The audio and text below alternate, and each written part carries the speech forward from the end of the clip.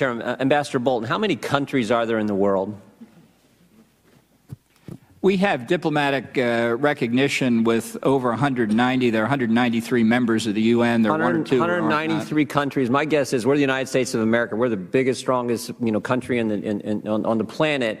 My guess is we have embassies in just about everyone. Maybe not Iran and North Korea and a handful. A few we don't recognize. Yeah, a few we don't recognize, right? But so 180 some countries, we've got an embassy in those countries. Is that right? That's correct. And in all those countries, the embassy is in the capital or the seat of government, except for one. Is that right?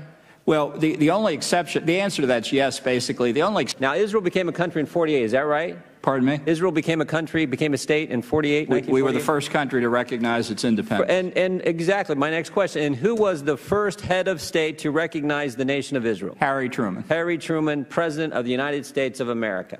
And then just a few years ago, well, I guess more than a few years ago, 1995, we passed an act, Jerusalem Embassy Act, that almost every single member of Congress voted for. Is that right?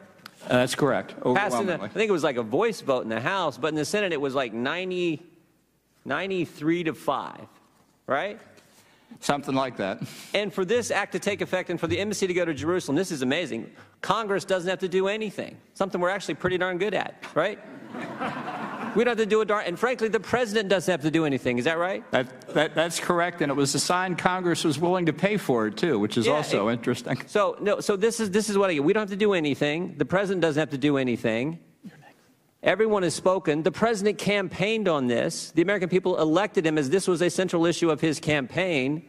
We do it everywhere else except one country, which just happens to be one of our best friends in the entire world. Is that right? That's correct. So this is what gets me. It's like, this is real simple to me. This is about remembering your friends. This is about loyalty. This is about recognizing the fact that there is one country in the world who stands with us every single time. They happen to be the one country where we get our Judeo-Christian value system from, the state of Israel, and yet they're the one nation where we won't put the embassy where it's supposed to be. And particularly now when you think about what we went through the last 8 years with the previous administration, and more importantly, what happened the last few months of that administration at the United Nations, this is the right time to do this thing. And that's why the president recognized it, campaigned on it, and one of the reasons I would say the American people elected him. Would you agree, Ambassador Bolton? I think that's entirely true, yes. So let's just get it done. Let's just get it done, right?